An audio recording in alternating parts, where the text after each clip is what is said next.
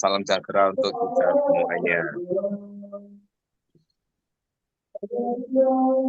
Mengawali sambutan malam hari ini, saya mengajak semuanya mensyukuri pertemuan malam hari ini karena kita diparingi sehat, walafiat tidak kurang suatu apapun. Berkah rahmatnya kita bisa berkumpul di hari Jumat 23 Februari dalam rangka kita sama-sama menghadiri forum Zoom meeting untuk sebuah diskusi publik APHTN dan Han Jatim dengan tema Anwar Usman, bisakah kembali sebagai Ketua MK? Studi implikasi putusan PT UN Jakarta yang diselenggarakan oleh Dewan Pimpinan Daerah APHTN dan Han Jawa Timur. Bapak Ibu yang saya hormati, para hadirin semuanya,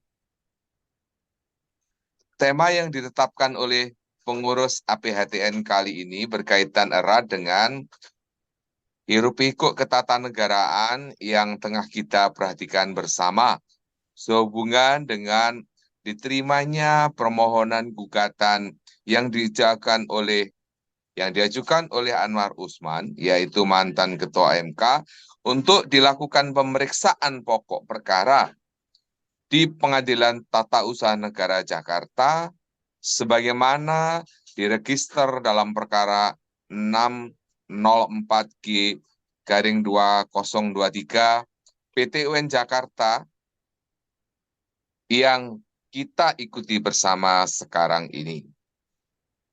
Kehebohan sengketa PT UN ini sempat memicu saling silang pendapat oleh karena adanya putusan sela Pengadilan Tun Jakarta yang sebenarnya isinya adalah menolak gugatan intervensi Prof. Denny Indrayana CS sebagai pihak intervenien dalam perkara akuo tertanggal 31 Januari 2024. Bapak Ibu sekalian yang saya hormati, kita tahu dengan demikian maka perkara ini akan terus berjalan dan akan dilanjutkan pemeriksaan pokok perkara. Bapak Ibu anggota APHTN yang saya hormati, kasus Anwar Usman ini benar-benar menjadi perbincangan serius di Indonesia sejak adanya putusan Mahkamah Konstitusi yang isinya adalah mengabulkan permohonan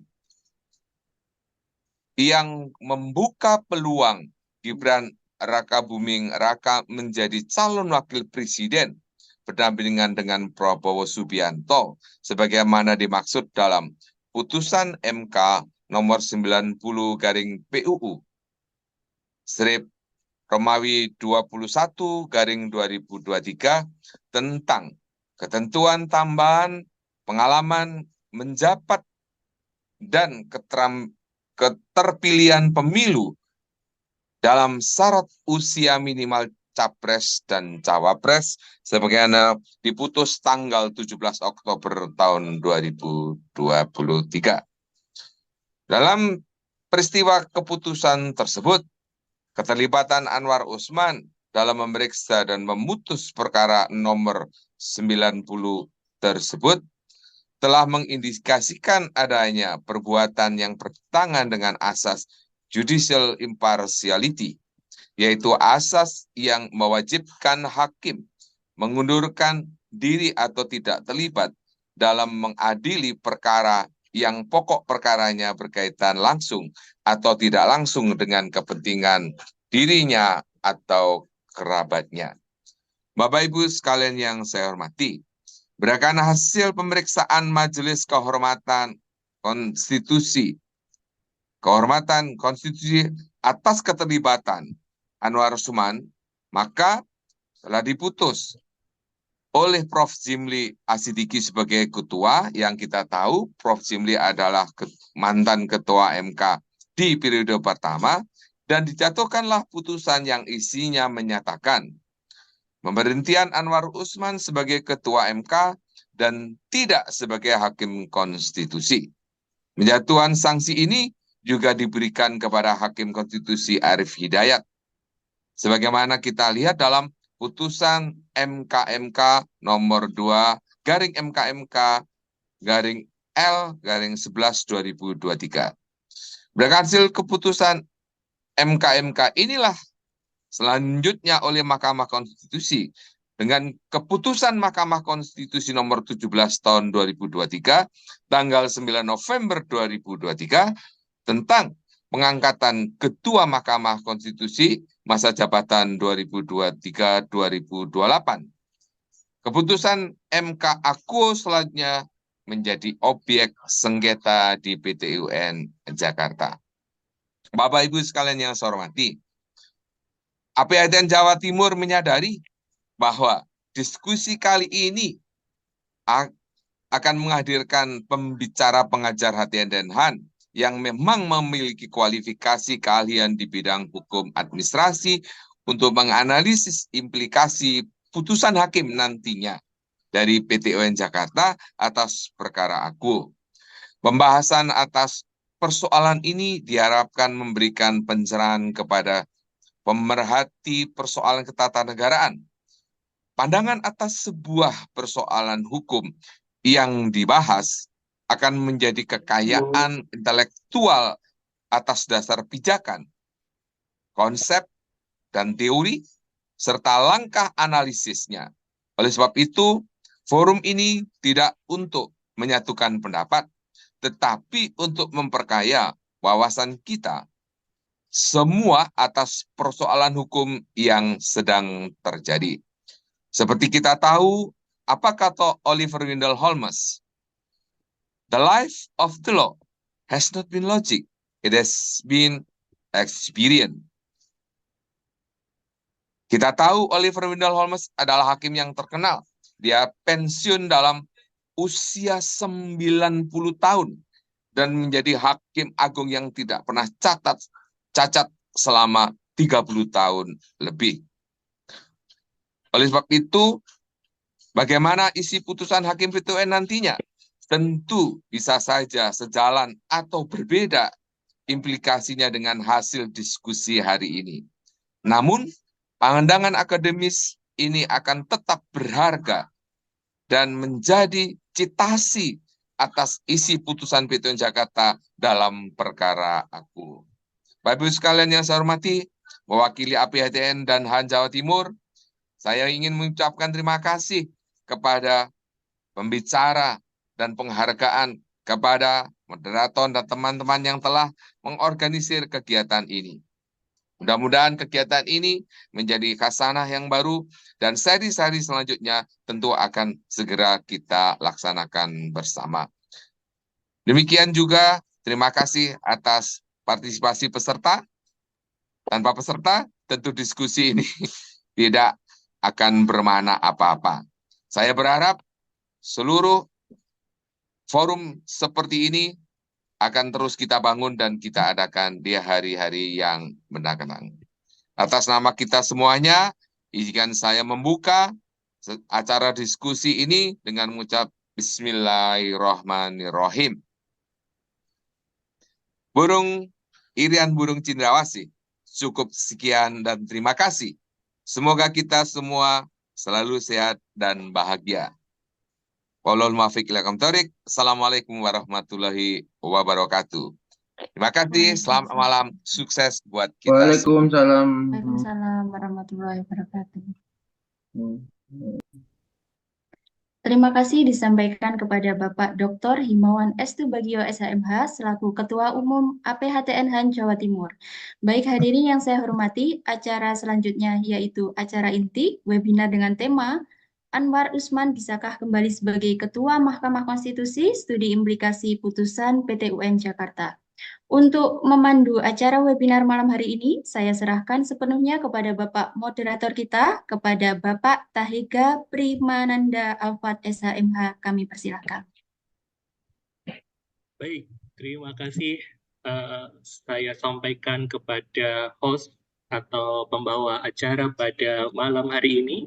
Di dalam diskusi yang sangat menarik, kita akan membahas mengenai sebuah putusan sela ya mengenai Hakim Mahkamah Konstitusi Bapak Anwar Usman. Sepertinya Bapak Anwar Usman ini akan menjadi trending topik di tahun 2024 ini. Sebelumnya kita ketahui bersama keterlibatan beliau di dalam putusan Mahkamah Konstitusi mengenai ambang batas umur pencalonan presiden maupun wakil presiden. Dan sekarang kita juga diberikan sebuah fakta baru mengenai putusan sela dari PT UN. Baik, sebelumnya saya ingin menyapa dulu. Assalamualaikum warahmatullahi wabarakatuh. Waalaikumsalam warahmatullahi wabarakatuh. Selamat malam, salam sejahtera untuk kita semuanya. Oke. Sebelumnya saya juga ingin menyapa dulu apakah para narasumber kita di malam hari ini sudah hadir. Yang pertama saya coba kontak Bapak Adam Musi, apakah sudah hadir di ruang Zoom ini? Siap, hadir Pak Tahir. Alhamdulillah. Berarti Pak Adam Musi sudah hadir. Saya cek sound untuk pemateri atau narasumber kita yang kedua, Ibu Dr. Dewi, apakah sudah hadir? Sudah Pak Tahega, selamat malam. Oke. Assalamualaikum. Alhamdulillah, berarti kedua narasumber kita sudah siap untuk memberikan pandangan mereka. Kalau saya kutip tadi dari Bapak Himawan selaku Ketua dari Asosiasi Pengajar Hukum Tata Negara dan Administrasi Provinsi Jawa Timur mengatakan bahwa diskusi kita pada malam hari tidak untuk menyatukan pendapat, tetapi kita sedang berdiskusi untuk bagaimana seyogyanya, ya, bagaimana seharusnya putusan sela ini atau bagaimana kita menyikapi putusan sela ini, gitu ya. Dan menjadi pertanyaan yang menarik di dalam putusan sela ini adalah berkaitan dengan penundaan. Ya. Kalau saya tidak salah membaca itu, mengabulkan permohonan penundaan pelaksanaan keputusan Mahkamah Konstitusi nomor 17 tahun 2023 tentang pengangkatan Ketua Mahkamah Konstitusi masa jabatan 2023-2028, yaitu Bapak Suhartoyo. Nah, ini nanti menarik, kita akan diskusikan ini. Kita sudah ada dua narasumber yang ahli di bidangnya, perlu saya kenalkan terlebih dahulu. Tadi kita sudah memanggil pemateri pertama kita, ada Bapak Dr. Adam Musi, Sarjana Hukum, Sarjana Administrasi Pemerintahan, Magister Hukum. Ya, beliau ini S1-nya ada dua, ya. S1-nya ada dua. Sarjana hukumnya ditempuh di Universitas Jember, dan untuk administrasi pemerintahannya di STIA LAN. Nah, untuk S2 beliau ini S2-nya bersama dengan saya, satu angkatan, di Magister Hukum Universitas Airlangga. Kami sama-sama mengambil jurusan atau bidang di hukum pemerintahan. S3 beliau ini juga sama dengan saya. Beliau ada S3 di Universitas Airlangga. Nah, itu sedikit perkenalan kita untuk narasumber yang pertama. Untuk narasumber yang kedua, nah ini suara perempuan kita pada malam hari ini, ada Ibu Dr. Dewi Cahyandari. Nah, Bu Dewi ini juga dulu satu alma mater saya. Nah, kalau boleh dikenalkan dulu, S1 beliau di Fakultas Hukum Universitas Brawijaya. Jadi sama-sama di Brawijayanya waktu S1.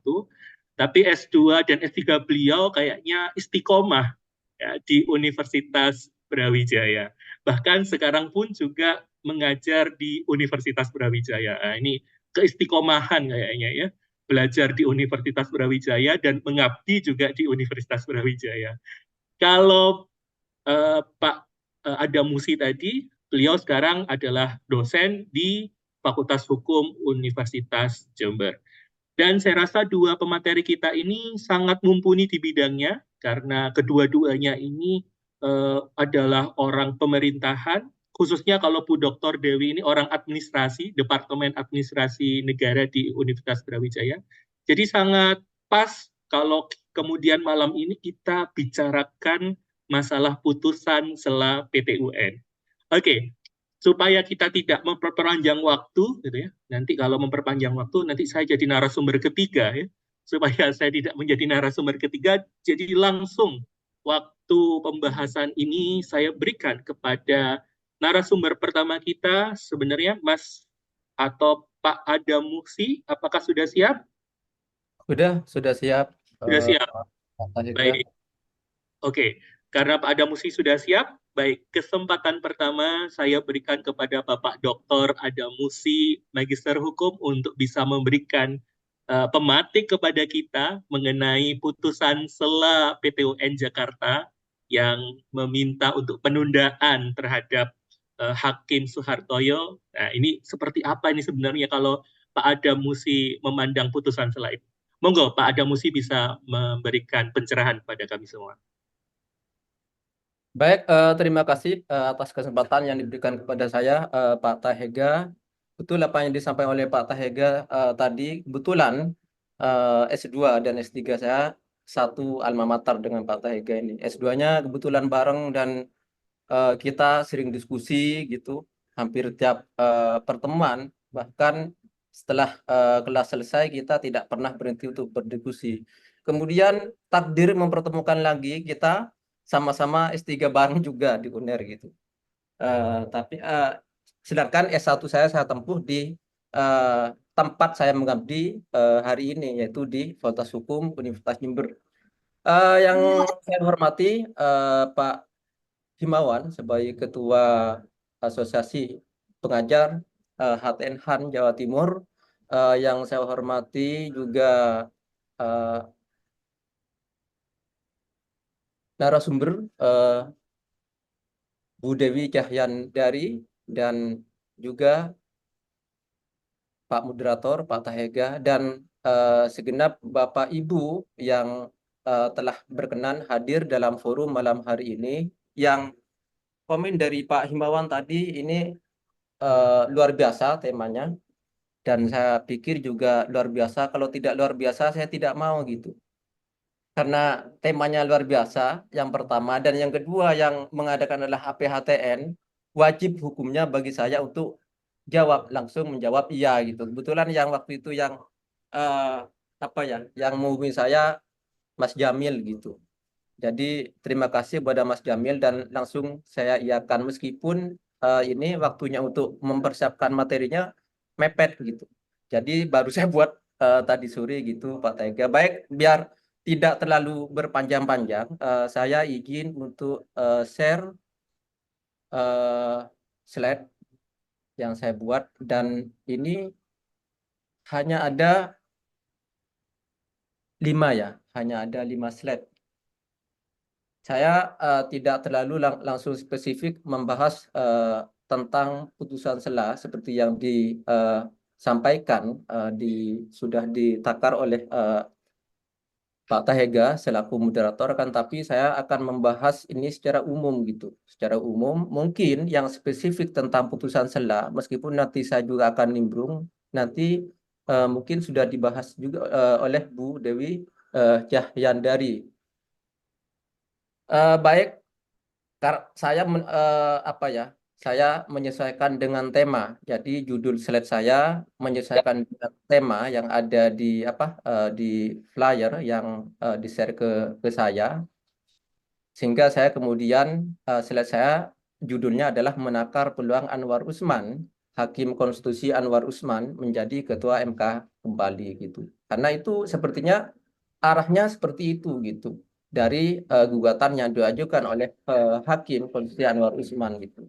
Nah, berbicara tentang hal itu, tentu saja yang pertama adalah bagaimana kemudian kita menakar apakah kemudian PT-UN itu berwenang untuk memeriksa, mengadili dan memutus gugatan Anwar Usman itu. Yang harus kita perhatikan adalah bahwa keputusan MK nomor 17 tahun 2023, di mana itu adalah yang kemudian mengangkat Hakim Pak Soehartoyo menjadi Ketua MK, dan itu yang digugat oleh Pak Anwar Usman ke PT UN, itu bukan sebuah keputusan yang mandiri gitu. Saya melihatnya seperti itu karena keberadaan keputusan MK nomor 17 tahun 2023 ini berkelindan dengan putusan MK nomor 2 garing MKMK garing L garing 11 2023, di mana berdasarkan putusan MKMK ini kemudian salah satu amarnya memerintahkan kepada wakil ketua MK saat itu untuk segera melakukan pemilihan ketua MK gitu. Sehingga kemudian berdasarkan putusan MK ini kemudian diadakanlah pemilihan, diselenggarakan pemilihan ketua MK, sehingga kemudian terpilih Pak Soehartoyo yang kemudian ditindaklanjuti dengan adanya keputusan MK nomor 17 tahun 2023 ini. Artinya bahwa ketika melihat keputusan MK nomor 17 tahun 2023 tentang pengangkatan Pak Soehartoyo menjadi ketua MK itu tidak bisa dilihat secara mandiri.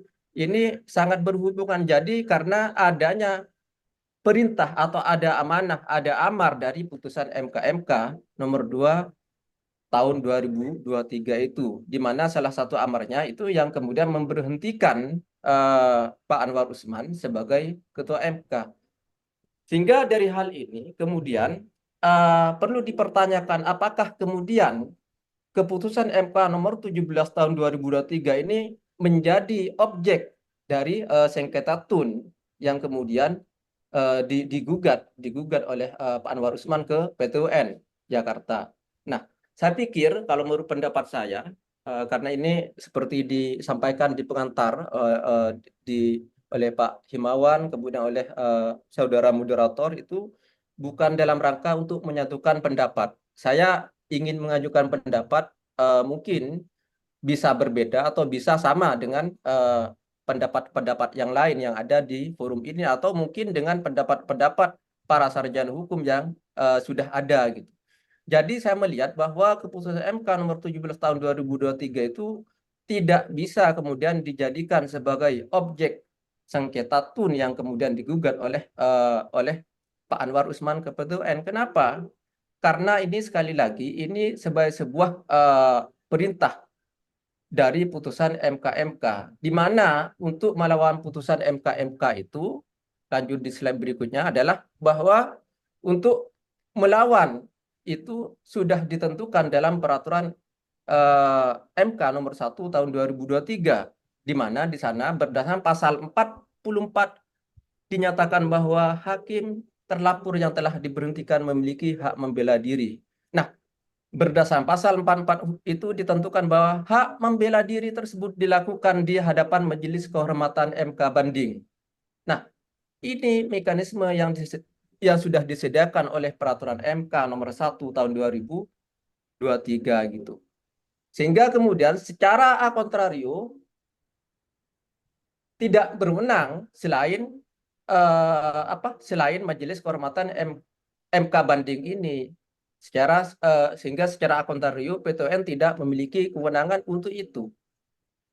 Selain itu, selain logika yang saya tawarkan, yang saya dalilkan ini yang kemudian menjadi dasar pendapat saya bahwa PT UN tidak punya wewenang untuk itu, untuk mengadili ini, karena ini bukan merupakan objek sengketa TUN yang bisa digugat ke PT UN. Ada yang kemudian juga menafsirkan yang akan mendukung pendapat saya, yaitu bahwa ini dianalogkan bahwa MK itu meskipun bukan sebagai sebuah lembaga peradilan, tetapi dia berada dalam lingkungan lembaga kekuasaan, lembaga yudisial, yaitu di lingkungan MK, di mana berdasarkan ketentuan pasal 2 Undang-Undang PT UN dinyatakan bahwa ada beberapa pengecualian, ada beberapa KTUN yang dikecualikan untuk menjadi objek sengketa TUN, di mana salah satunya adalah KTUN yang dalam rangka untuk menindaklanjuti putusan lembaga peradilan sesuai dengan peraturan perundang-undangan. Nah, saya pikir meskipun saya tidak menjadikan dalil itu sebagai dalil utama, akan tapi pendapat yang ada yang beredar seperti itu saya kira akan memperkuat pendapat saya bahwa PT UN tidak punya kewenangan untuk memeriksa, mengadili dan memutus gugatan Pak Anwar Usman, di mana objek gugatannya adalah keputusan MK tahun 2023 itu, yaitu keputusan MK nomor 17 tahun 2023 ini. Sehingga dari hal itu, ini kenapa harus dipertanyakan isu hukum tentang apakah PT UN itu berwenang? Karena ini untuk membuat menjadikan clear apakah kemudian bagaimana kemudian implikasi hukum apabila PT UN tidak memiliki kewenangan itu. Karena sekali lagi ketika bicara kewenangan absolut dari sebuah lembaga peradilan, dari suatu peradilan, maka itu dampaknya saya tetap konsisten dalam beberapa pendapat yang saya tulis dalam beberapa kesempatan, bahwa ketika bicara tentang kewenangan absolut itu, maka tidak dapat dilepaskan dari konsep wewenang yang ada dalam hukum administrasi gitu. Konsep wewenang dalam perspektif hukum administrasi itu ada batas-batasnya, yaitu ada dibatasi waktunya, dibatasi wilayahnya, dan dibatasi substansinya. Nah, hal ini yang kemudian perlu dikelirkan, dan saya pada slide berikutnya kemudian mencoba untuk kembali ke belakang, di mana saya telah mengkaji beberapa putusan yang saya menganggap bahwa itu adalah putusan lembaga peradilan itu adalah batal demi hukum. Meskipun pendapat saya ini misalnya kemudian menjadi salah satunya mungkin yang melawan garis mainstream atau pendapat mainstream yang beredar dalam masyarakat, dalam dunia hukum, tetapi saya tetap meyakini bahwa terhadap putusan lembaga peradilan itu juga tetap berlaku konsep batal, konsep dapat dibatalkan, dan konsep batal demi hukum. Karena itu dasarnya putusan lembaga peradilan itu dalam rangka memeriksa, kemudian mengadili dan memutus itu didasari oleh kewenangan. Sebenarnya sama dengan dalam ranah hukum administrasi, dalam ranah eksekutif. Itu didasari putusan itu, dalam mengambil sebuah putusan itu didasari oleh wewenang. Nah, wewenang kembali ke konsep hukum administrasi, di mana itu ada batas-batasnya. Ada 3 batas seperti saya sampaikan tadi, yaitu ada batas waktunya dibatasi, wilayahnya dibatasi, dan substansinya juga dibatasi. Kenapa harus dibatasi? Karena manakala suatu kewenangan, suatu kekuasaan itu tidak dibatasi, maka itu akan terjadi absolutisme. Nah, ini perlunya dalam sebuah negara hukum yang demokratis. Sehingga kemudian ada 3 batas-batas itu. Manakala kemudian seorang pejabat, baik itu pejabat eksekutif maupun seorang hakim, keluar dari 3 batas itu, keluar dari 3 batas wewenang itu, maka yang bersangkutan, pejabat yang bersangkutan itu adalah dikatakan tanpa wewenang, bertindak tanpa wewenang, atau dalam bahasa Maduranya on behalf gitu. Nah, akibat hukum atau implikasi hukum dari tindakan yang dilakukan tanpa wewenang atau on behalf ini, maka implikasi hukumnya adalah batal demi hukum. Batal demi hukum itu adalah barangnya, produknya dianggap tidak pernah ada. Sehingga kenapa kemudian saya pernah menulis di antara news dalam menyikapi putusan MK nomor 90 yang saya kemudian kasih judul "Negara Ini Butuh Sarjana Keadilan". Kenapa? Karena di sana saya menilai bahwa Pak Anwar Usman itu berdasarkan asas nemo iudec in causa sua, yang kemudian menjadi ratio legis dari ketentuan pasal 17 Undang-Undang Kekuasaan Kehakiman, seorang hakim itu harus mundur atau wajib mundur manakala ada konflik dengan kepentingan dirinya sendiri. atau misalnya ada hubungan kekeluargaan dengan orang-orang yang berkepentingan dengan perkara yang bersangkutan. Nah, dalam hal ini sudah jamak diketahui bahwa Pak Anwar Usman adalah paman dari Gibran yang waktu itu digadang-gadang untuk menjadi salah satu cawapres yang akan digadang-gadang akan mendampingi Pak Prabowo. Sehingga dalam ini sudah jelas, sudah terang benderang bahwa di sana ada konflik kepentingan. Ada meskipun misalnya bukan untuk kepentingan dirinya sendiri, akan tapi ada kepentingan keluarga di sana, yaitu ponakannya yang bernama Gibran Rakabuming yang kemudian kemarin ikut dalam kontestasi Pilpres menjadi cawapresnya dari Pak Prabowo. Sehingga kemudian kata wajib mundur berdasarkan pasal 17 Undang-Undang Kekuasaan Kehakiman yang didasari oleh ratio legis dari asas nemo iudec in causa sua itu, maka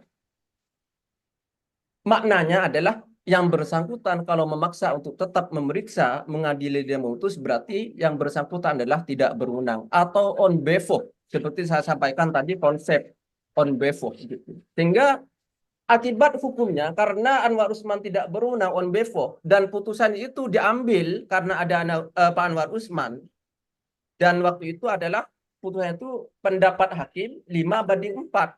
Padahal seandainya Pak Anwar Usman tidak masuk di sana, berarti itu mungkin bisa jadi 4/4. Atau bisa jadi mungkin karena Pak Anwar Usman nggak ikut masuk nimbrung di sana sebagai seorang ketua MK, kapasitas seorang ketua MK, mungkin akan berbeda juga, bahwa komposisi itu bisa jadi kemudian bisa jadi semuanya misalnya kemudian menolak gugatan menolak permohonan JR terhadap ketentuan pasal 169 huruf I Undang-Undang Pemilu, sehingga itu akan tetap dan Gibran Rakabuming tidak bisa untuk mencalonkan diri sebagai cawapres berpasangan dengan Pak Prabowo gitu.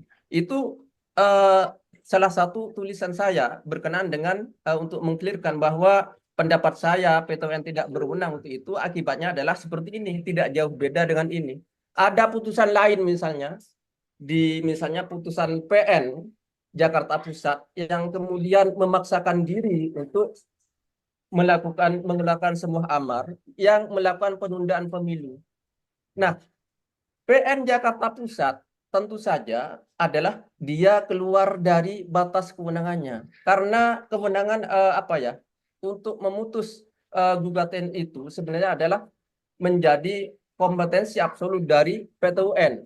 Itu sesuai dengan ketentuan perundang-undangan yang sudah diatur itu, sehingga kemudian itu menjadi objek sengketanya itu menjadi kewenangan absolut dari PT UN. Tetapi kemudian PN memutus dan memberikan amar bahwa pemilu waktu itu ditunda gitu, dilakukan penundaan terhadap pemilu. Nah, ini jelas sama dengan mirip dengan yang putusan MK 90 yang tentu saja itu sifatnya batal demi hukum.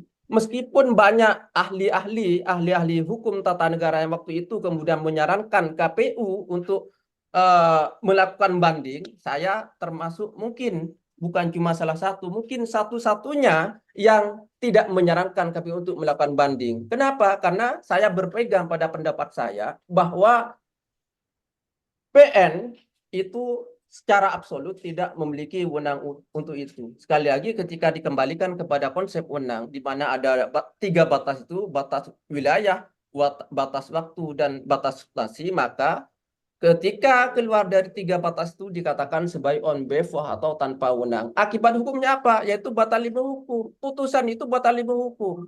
Jadi termasuk kemudian putusan MK nomor 90 yang dikatakan oleh sebagian ahli, dikatakan bahwa putusan MK itu final and binding katanya. Final and binding itu tidak gugur atau mengikat manakala itu dilakukan dalam konteks masih dalam kewenangan dari para majelis hakim itu. Sedangkan dalam konteks manakala misalnya sebuah keputusan MK diambil di luar kewenangan dari majelis hakim itu, maka final and binding itu tidak berlaku menurut pendapat saya gitu. Itu sekedar sebagai sebuah perbandingan, manakala misalnya saya sudah di poin pertama menyatakan bahwa PT UN dalam hal ini tidak berwenang untuk mengadili memeriksa, mengadili dan memutus gugatan yang diajukan oleh Pak Anwar Usman, karena itu bukan termasuk objek sengketa TUN gitu. Selanjutnya, bagaimana kemudian ini saya di slide ini akan mengkaji sedikit, menyampaikan pendapat saya manakala misalnya kemungkinan terburuk gitu.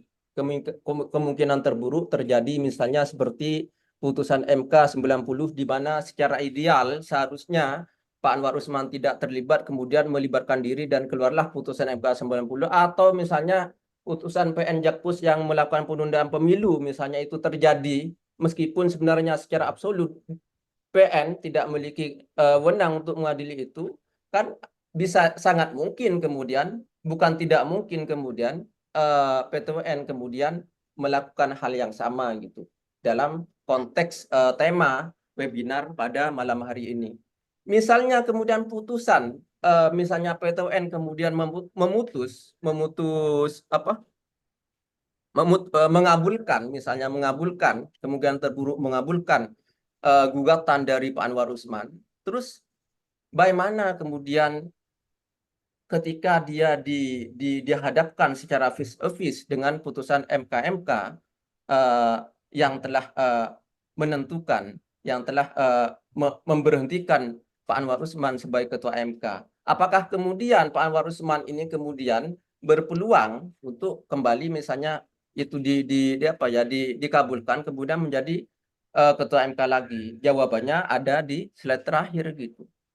Jawaban atas itu saya berpendapat bahwa Hakim Konstitusi Anwar Usman tidak berhak mencalonkan diri atau dicalonkan sebagai ketua MK. Itu bagi salah satu amar dari putusan MK. Nah, sekali lagi putusan MK kembali ke sini, kembali ke atas sini, itu hanya bisa dilawan dengan ketika oleh Majelis Kehormatan MK banding. Tidak ada secara akontario, berarti tidak ada institusi lain yang berwenang untuk mengubah itu gitu. Nah, artinya saya ingin mengatakan bahwa putusan MK itu adalah sudah inkrah selama tidak ada sebuah pemeriksaan oleh Majelis Kehormatan MK banding. Sehingga jawaban saya terhadap flyer yang sudah beredar, flyer tema webinar pada malam hari ini sebagaimana sudah beredar, saya jawabannya adalah Pak Anwar Usman sudah tertutup pintunya untuk kembali menjadi ketua MK. Mungkin itu sedikit sebagai pengantar dari saya. Terima kasih, saya kembalikan kepada saudara moderator Pak Taiga.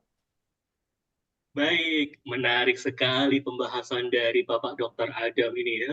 Dan banyak hal kalau kemudian menjadi catatan saya ini, khususnya buat yang ngambil bingung judul skripsi, tesis, ini dari penyampaian Pak Dr. Adam ini kita bisa mengambil beberapa penelitian ini mengenai putusan MK ya terhadap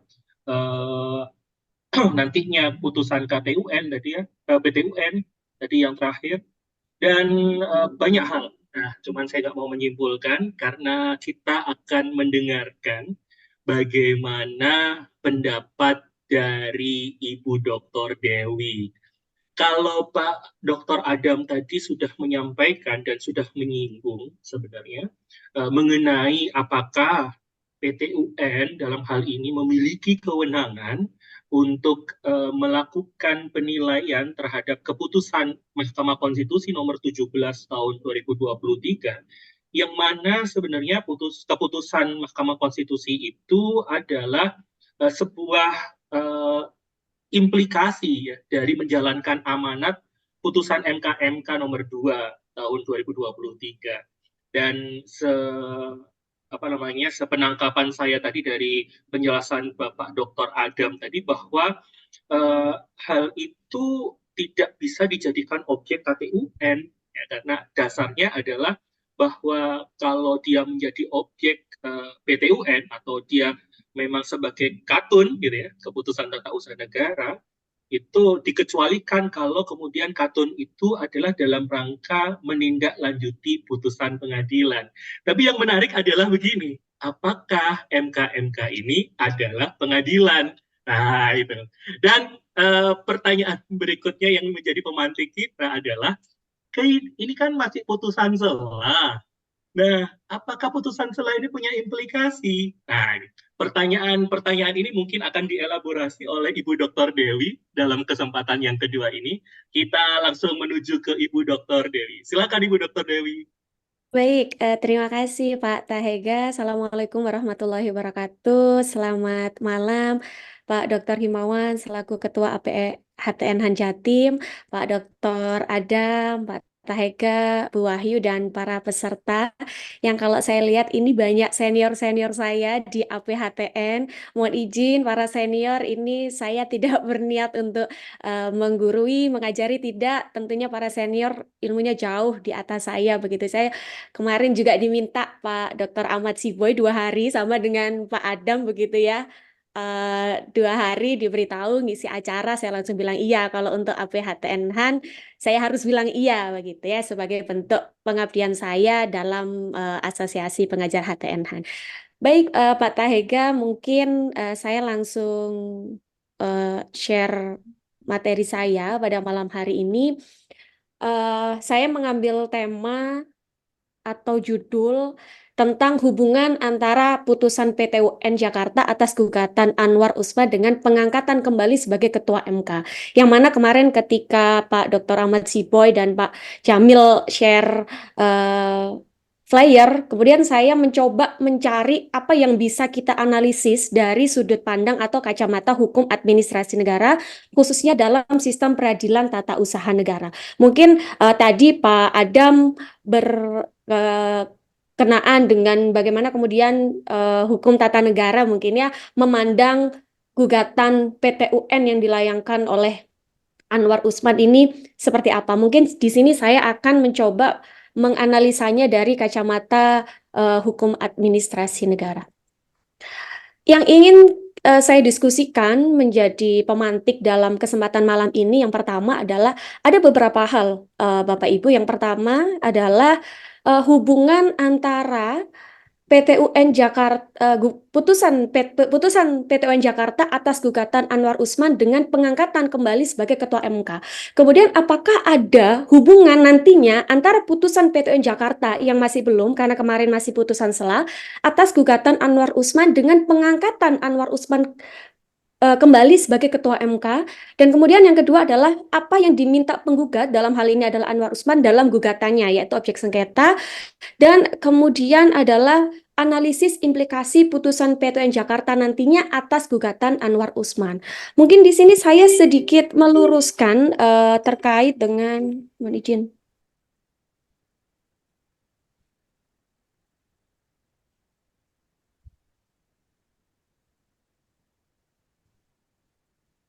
Mungkin di sini saya ingin meluruskan sebetulnya apa yang menjadi putusan dari putusan sela yang dikeluarkan oleh PT UN Jakarta. Saya mungkin sedikit membaca bahwa PT UN Jakarta dalam putusan selanya yang pertama adalah menetapkan kedudukan hukum Majelis Kehormatan Mahkamah Konstitusi atau MKMK sebagai pihak tergugat 2 intervensi dalam perkara nomor 604-G-2003 PT UN Jakarta.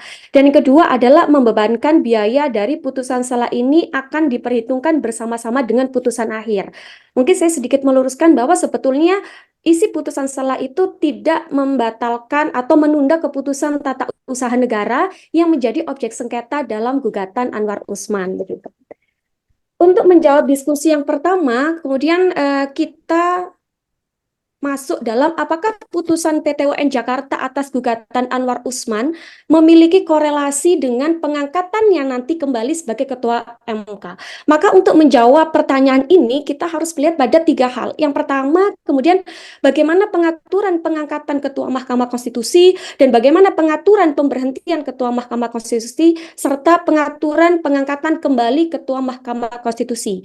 Jelas kita sudah tahu bagaimana kemudian pengaturan di Indonesia itu mengatur tentang pengangkatan Ketua Mahkamah Konstitusi seperti yang ada di pasal 4 Undang-Undang Nomor 7 Tahun 2020 tentang perubahan ketiga atas Undang-Undang Nomor 24 Tahun 2003 tentang Mahkamah Konstitusi. Ini sebetulnya ada banyak, mungkin saya hanya menyebutkan yang berkorelasi dengan tema kita malam hari ini.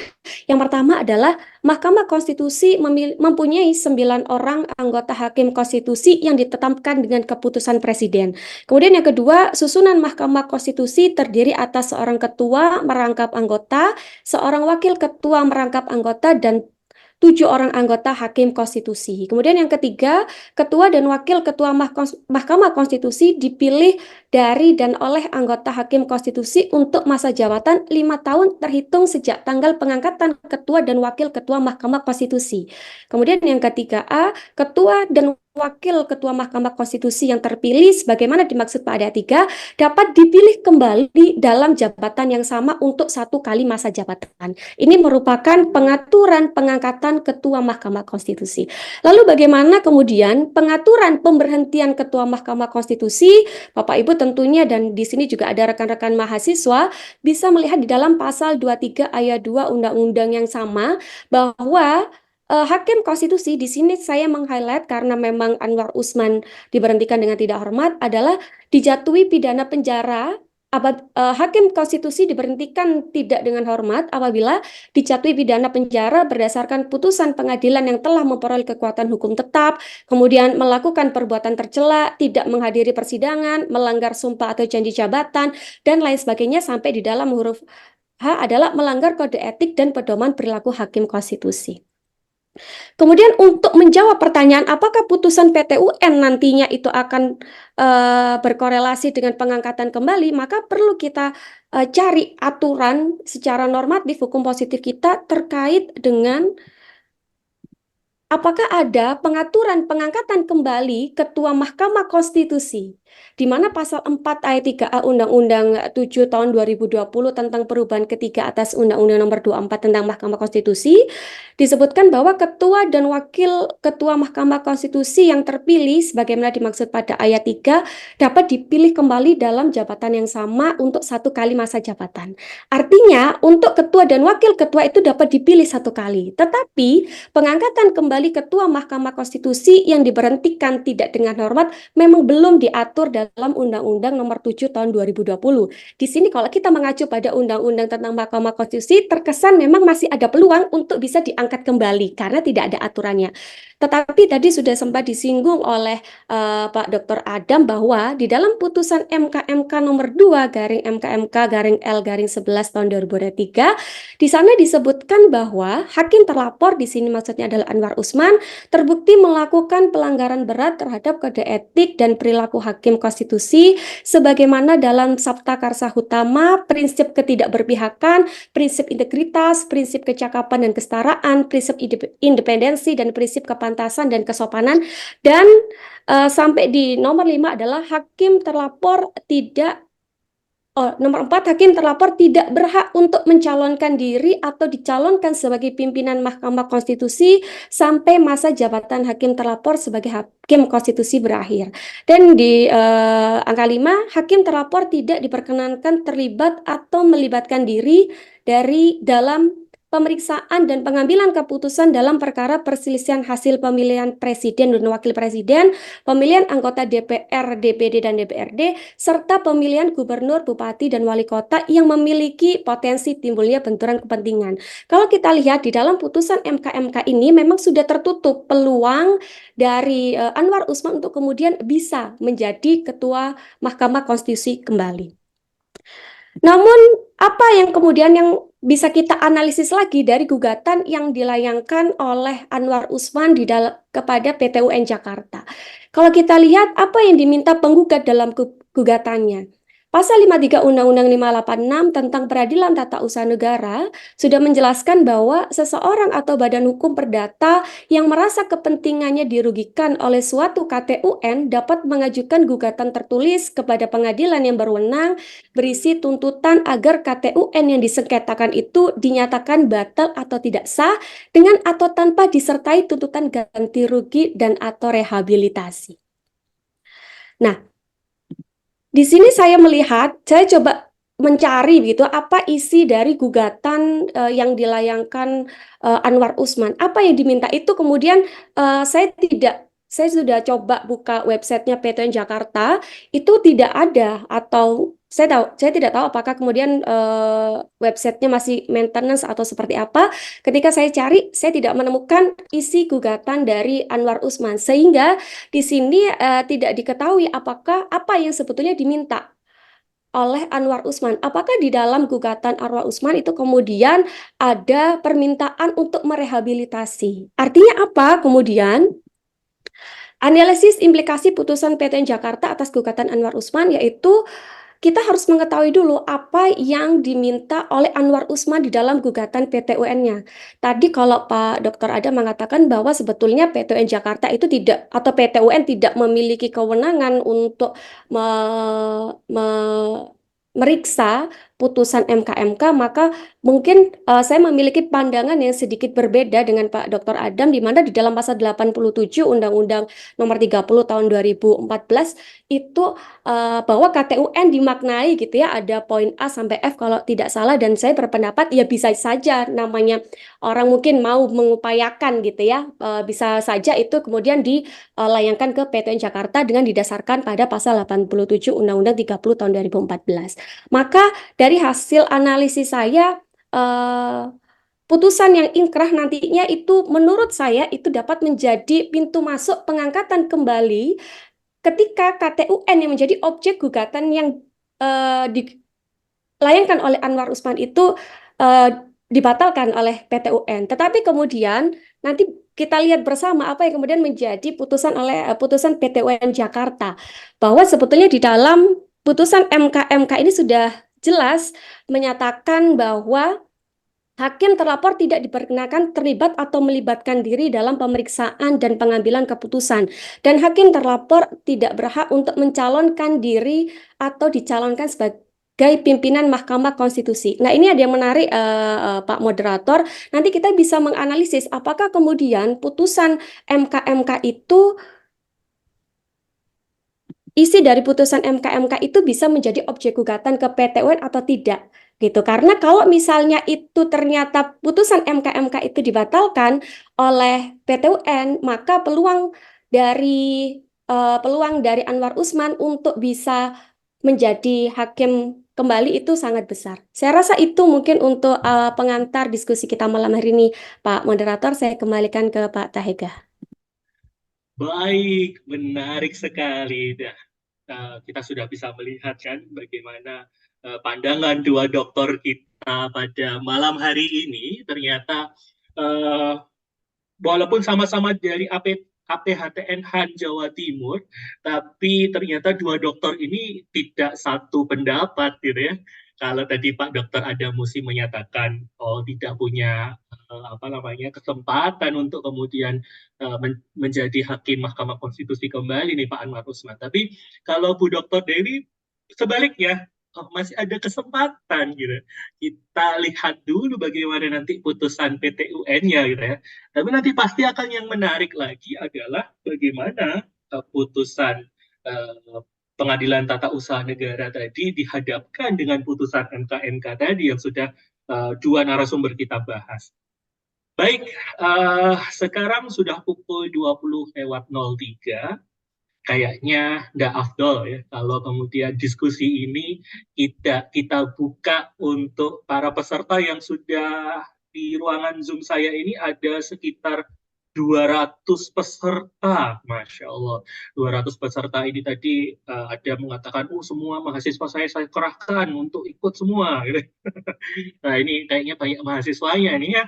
Jadi kalau mahasiswa di sini bingung mau ngangkat judul skripsi apa, tesis apa, ya mau nulis jurnal apa, ini tadi bertebaran isu hukum yang bisa diangkat menjadi sebuah judul. Baik, tanpa berpanjang waktu lagi, di termin pertama ini kita akan coba buka 3 benanya dulu. Gitu ya. Kalau tadi Mbak Host, saya ngomongnya Mbak Host ya, atau Ibu Host tadi mengatakan bahwa pertanyaan ditulis, cuman saya lebih prefer untuk yang pertama ini kita kasih kesempatan mendengarkan suara peserta. Nah, begitu. Ya, Baik, monggo bisa raise hand. Nah, nanti saya yang akan memilih siapakah yang berhak untuk menyampaikan pendapatnya, ya. Oke, yang sudah raise hand ada Pak Jamil. Oke, Pak Jamil duluan nih yang raise hand. Oke, Silakan Pak Jamil. Baik, terima kasih Nama Kak dari Hega. mana? Ya, sebutkan nama dari mana, kemudian pertanyaannya ya Pak Jamil ya. Pertanyaannya Baik. jangan panjang-panjang, jangan jadi narasumber keempat nantinya. Oke, silakan. Baik, nama saya Jamil, saya dari Fakultas Hukum Ubara, Surabaya. Saya mungkin agak panjang ini, mohon maaf, izin Mas Moderator. Saya menganalisanya begini, gugatan Anwar Usman ini pertama menurut saya pasti obscure legal. Kenapa? Karena ini overlapping antara putusan MK dan keputusan MK atas pengangkatan Soehartojo sebagai ketua MK itu sendiri. Jadi alasannya nanti tidak melulu pada surat keputusan pengangkatan ketua itu saja, tapi masih kemudian merujuk pada putusan MK. Sedangkan kita menganalisis cacatnya surat keputusan itu diukur 3 hal, substansi, prosedur, wewenang.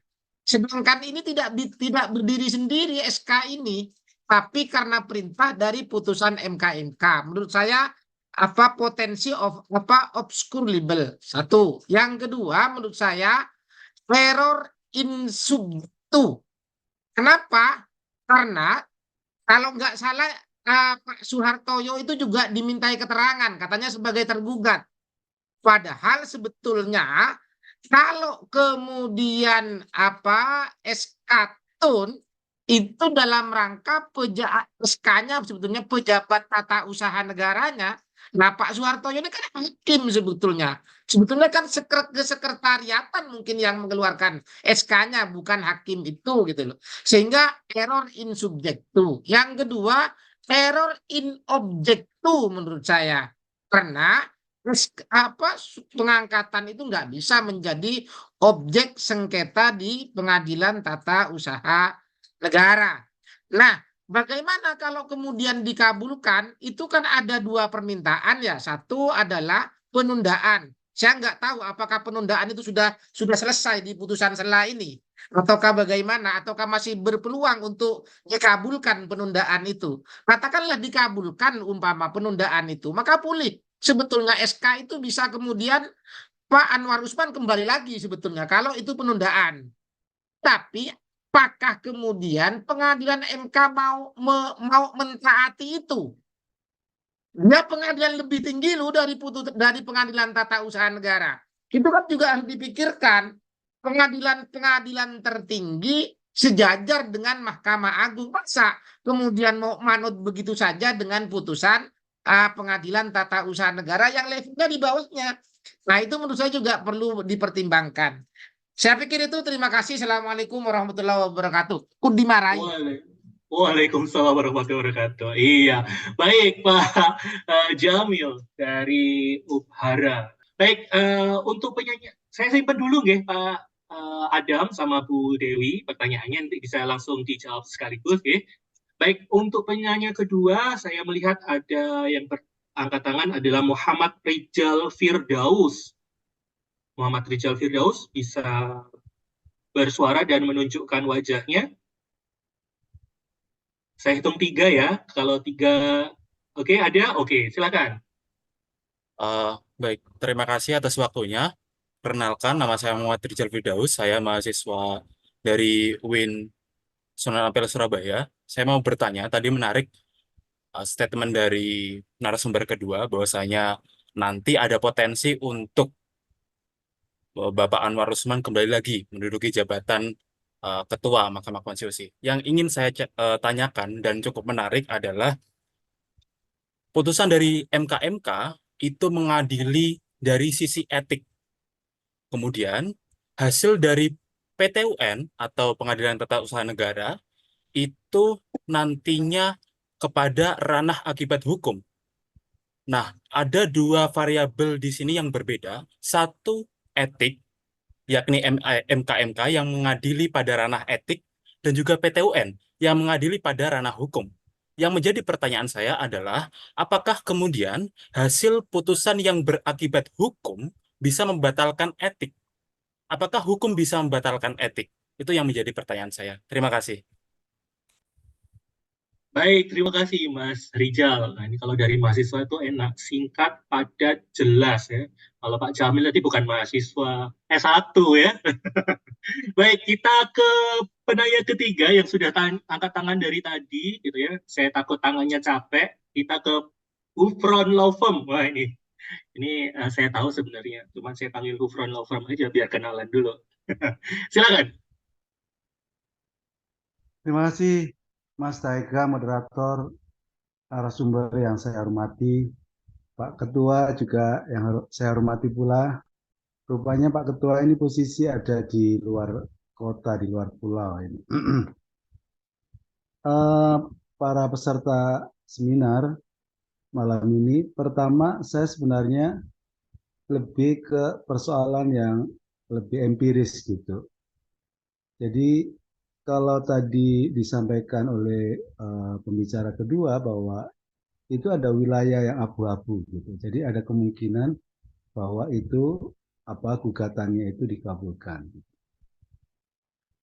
Kita punya beberapa pengalaman. Saya kira tadi disebut juga oleh Mas Adam soal Pengadilan Negeri Jakarta Selatan itu kalau nggak salah, yang membuat putusan kaitannya dengan sebenarnya ada kaitannya dengan Partai Adil Makmur gitu. Itu jelas-jelas bahwa harusnya kompetensi absolutnya di PT UN, tapi Pengadilan Negeri ternyata memutuskan kaitannya dengan gugatan yang bersifat melawan hukum oleh penguasa gitu. Jadi kan ada jurus-jurus mabuk gitu, maksudnya dalam praktek itu ada jurus-jurus mabuk sedikit gitu kan. Ada kasus yang menurut saya menarik terkait dengan putusan sebenarnya pidana. Ini katanya Haris Azhar dan Fathia. Itu sesungguhnya juga sangat ada kemungkinan bahwa itu diputus pencemaran nama baik atau fitnah gitu.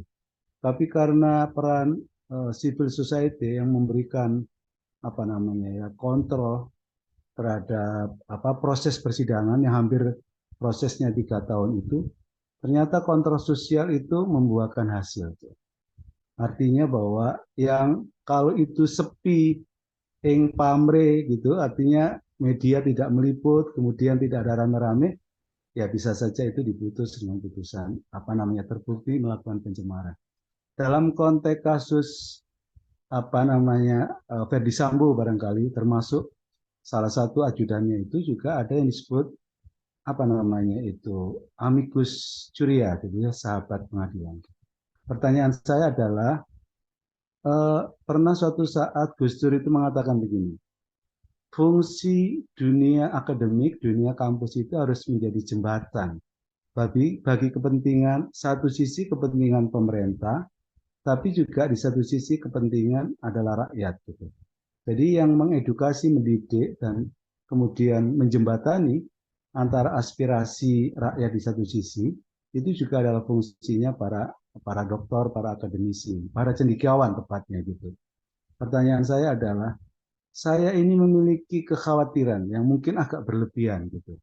Karena rupanya juga yang tadi pagi di-share di grup oleh Pak Sidi itu ternyata juga memanfaatkan seolah-olah ada sebuah ormas yang desak putusan PUN untuk mengabulkan. Jadi ini sudah ada istilahnya bukan pure murni hukum. Pertanyaan saya, apakah tidak ada gagasan buat teman-teman yang istilahnya para akademisi begitu memulai memikirkan untuk dari pandangan yang disampaikan terutama oleh Pak Adam di satu sisi itu, menurut saya itu bagian dari materi yang hendak disampaikan dengan tambahan yang disampaikan oleh Mbak Dewi tadi, itu adalah bagian bahwa kita harus menjadi sahabat pengadilan. Tentu kita harus bersurat dengan mengkonsolidasi barangkali teman-teman para cendekiawan itu dengan memberikan sejumlah alasan. Karena hari ini rupanya betul tadi atas dasar pasal 5 ayat 1 Undang-Undang kekuasaan kehakiman bahwa hakim konstitusi itu juga menggali mengikuti, memahami nilai-nilai hukum dan rasa keadilan masyarakat. Maksudnya adalah aspirasi kehendak dari masyarakat secara umum. Pertanyaan saya, apakah kita tidak pernah berpikir juga untuk kemudian membuat apa yang disebut amicus curiae? Saya kira itu sebuah saran dan usulan. Terima kasih. Assalamualaikum warahmatullahi wabarakatuh. Waalaikumsalam warahmatullahi wabarakatuh. Nah, ini penanya ketiga ini seorang dosen. Maka pertanyaannya penuh akan nilai, gitu ya.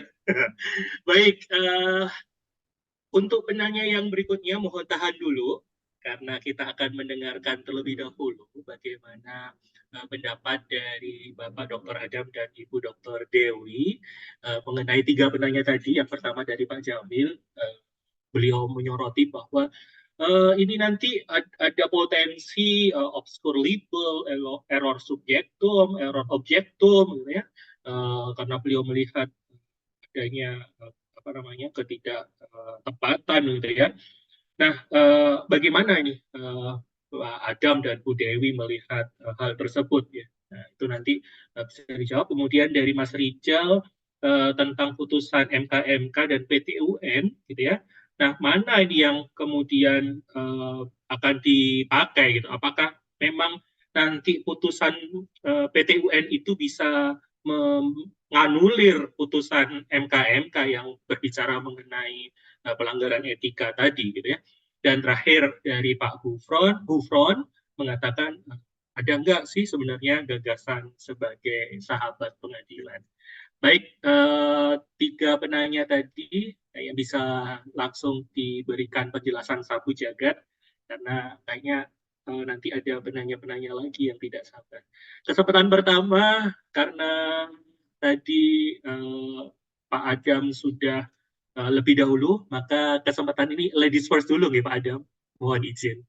Baik, silakan ladies first Ibu Dr. Dewi. Monggo. Oke, terima kasih Pak Tahega. Terima kasih kepada para penanya, Pak Jamil.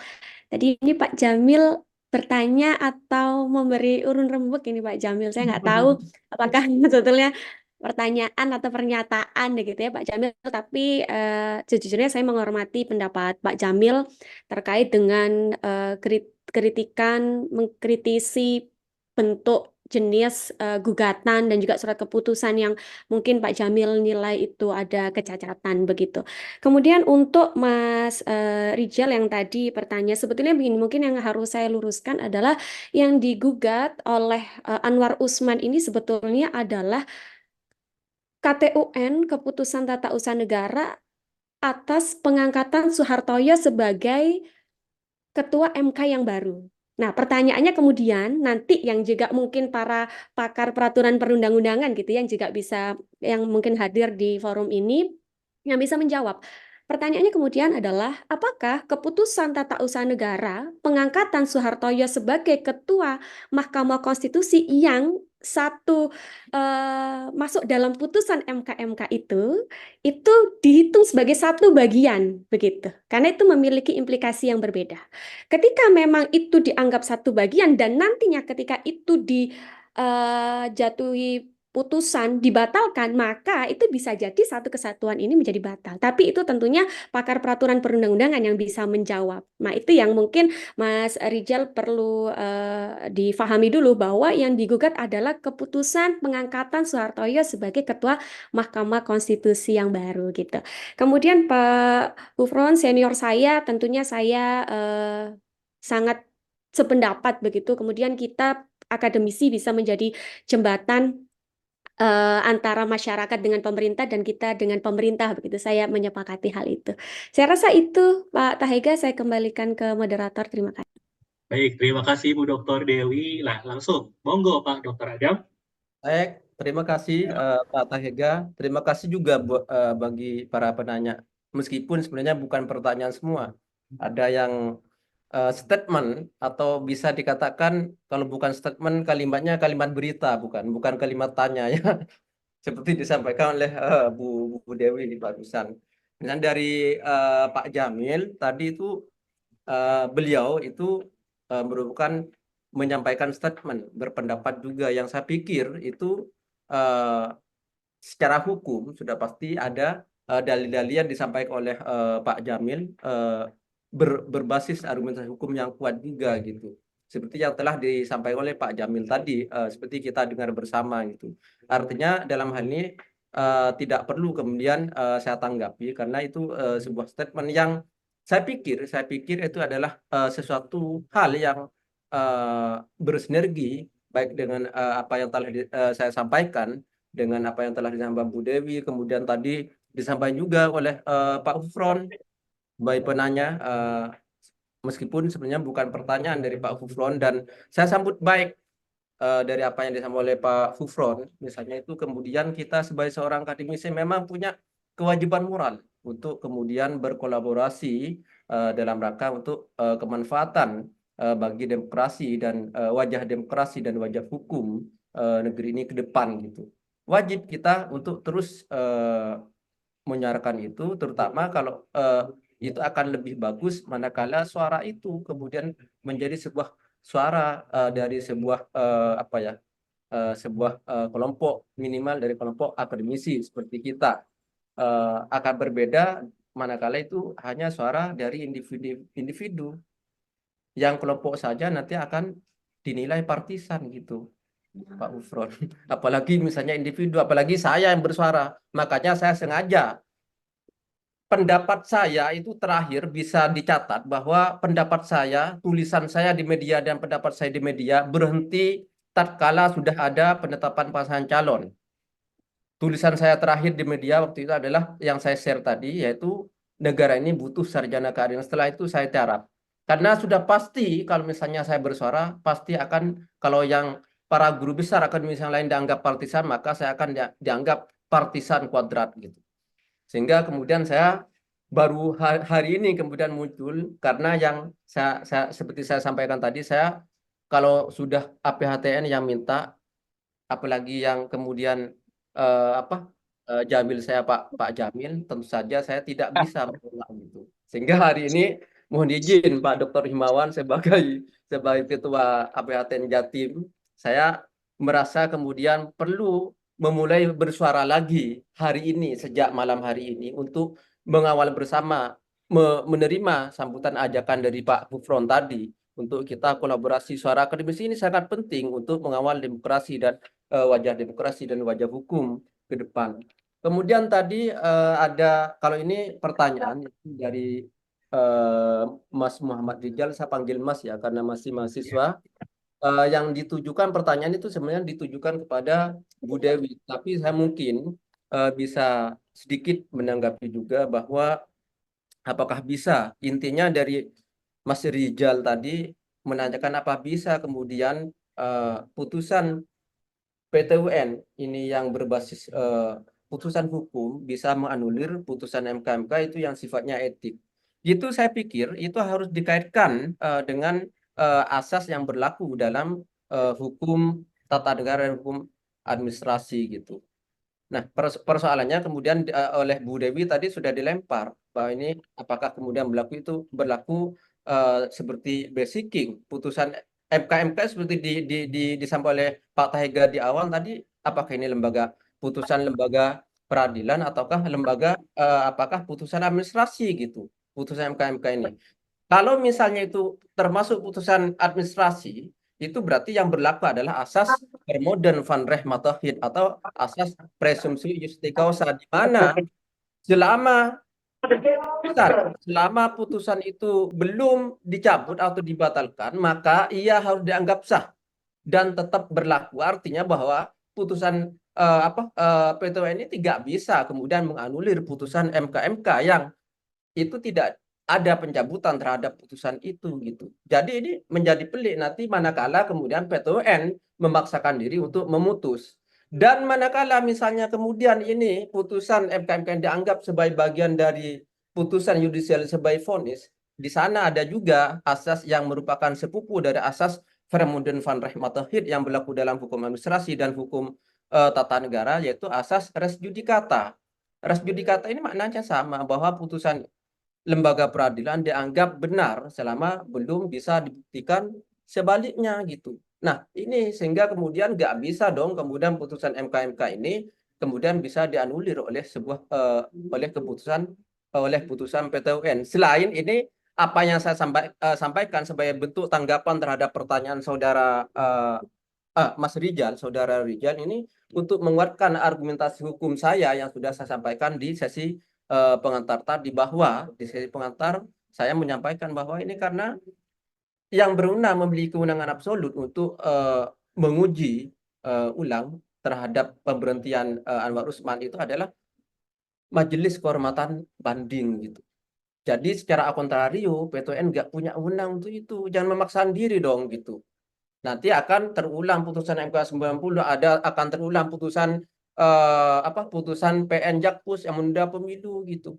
Akan mengulang hal itu. Tentu saja kalau berharap terhadap apa yang disampaikan oleh mendiang Prof. Sacipto Raharjo, jangan bikin, tolong PTUN nanti jangan bikin masyarakat semakin tidak bahagia, karena menurut mendiang Prof. Sacipto Raharjo, hukum itu hendaknya adalah untuk membahagiakan rakyat, membahagiakan masyarakat. Saya pikir putusan MK 90, putusan PN Jakpus adalah malah membuat kegaduhan dalam bernegara selama ini. Saya pikir harapan saya tentu saja itu akan ditolak, minimal ditolak gitu. Demikian saya kembalikan kepada Pak Taiga selaku moderator. Baik, menarik sekali. Jadi diskusi kita pada malam hari ini memang luar biasa ya. Ini beda pendapat tidak masalah ya. Pendapatan aja beda kita nggak masalah, apalagi beda pendapat harusnya tidak menjadi sebuah permasalahan. Baik, saya di jam saya 20:26, berarti sudah mendekati 8:30. Kita masih punya waktu. Saya dibisikin sama host tadi, Pak, ojo suwi-suwi, ojo bengi-bengi gitu ya. Jangan sampai malam-malam, paling tidak maksimal jam 9. Baik, berarti masih ada waktu 30 menit. Saya masih berikan kesempatan untuk termin kedua ini. Monggo, jika ada yang mau komentar. Tadi sih sudah ada yang kasih bisikan ke saya. Pak Tahiga ini kasih bisikan-bisikan terus gitu ya. Nah ini. Tapi tidak apa-apa. Bisikannya bukan bisikan yang melanggar etika, bukan bisikan yang melanggar konstitusi, karena ini adalah diskusi. Baik, saya persilahkan kepada Bapak Dr. Himawan untuk bisa memberikan pandangan atau kemudian sanggahan mungkin dari dua narasumber kita pada seluruh kesempatan. Saya berikan waktu dan jaringan kepada Bapak Himawan untuk bisa berkomentar. Monggo Pak Him. Mohon izin masih dimatikan suaranya. Oke, para teman-teman semuanya, izin. Saya tadi di sambutan memang nggak substantif, saya membuka, tapi saya ingin menyampaikan dulu. Jadi saya belajar peradilan tun itu lama sekali bersama Pak Filipus Hajon. Jadi kalau saudara boleh ngecek tahun 90 sampai tahun 2000-an, itu ada 10 tahun, ada summon working, administratif, reh, ya, legal cooperation Netherlands Indonesia, based on administrative law. Jadi begini, pertama, saya itu mencoba mencari rujukan kasus dari seorang hakim yang melanggar etik itu ngeyel itu nggak ada. Nih, saya cari rujukan di negara-negara yang sudah mapan sistemnya, negara maju, itu nggak ada.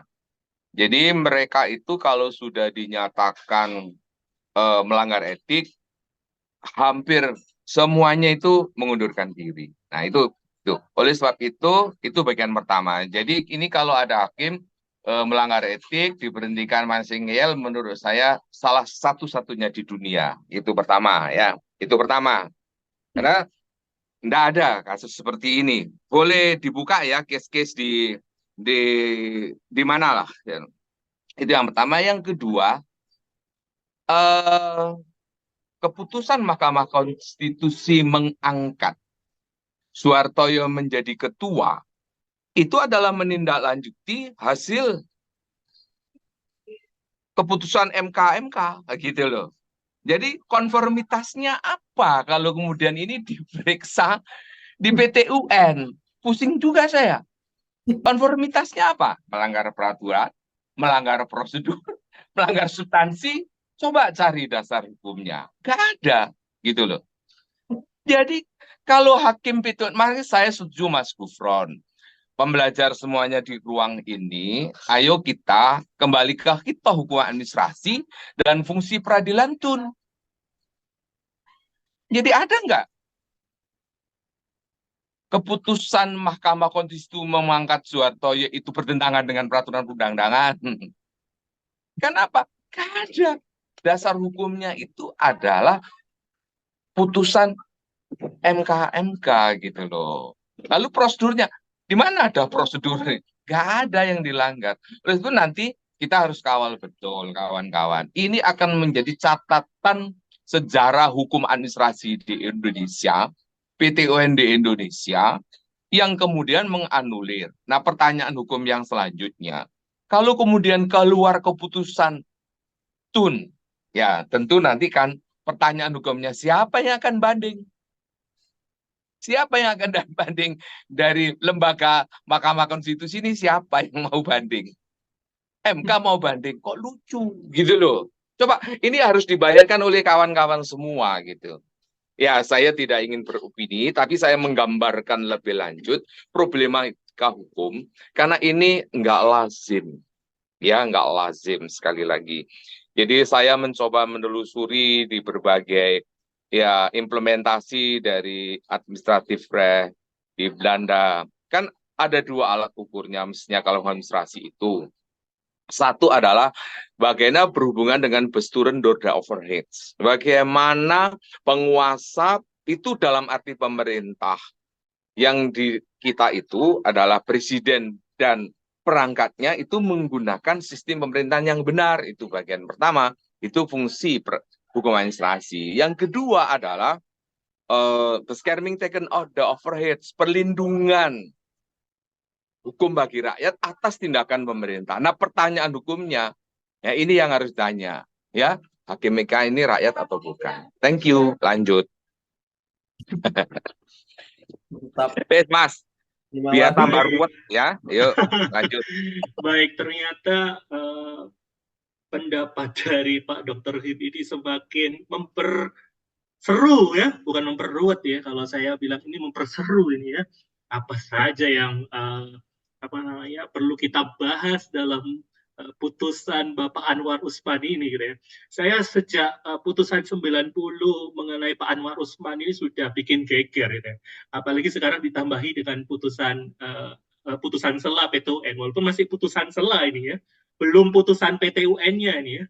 Saya curiga 1-2 minggu lagi ketika putusan PT UN itu muncul, nah ini semakin bumduar gitu ya.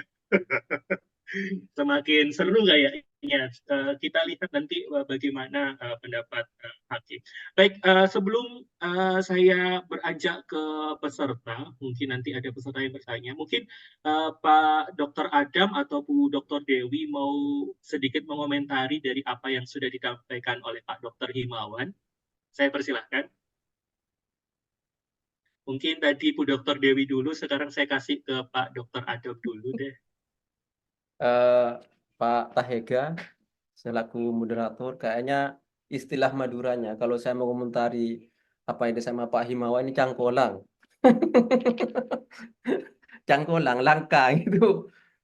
Saya junior beliau gitu. Beliau adalah salah satu guru saya gitu. Apa yang disampaikan oleh beliau oleh Pak Dr. Himawan ini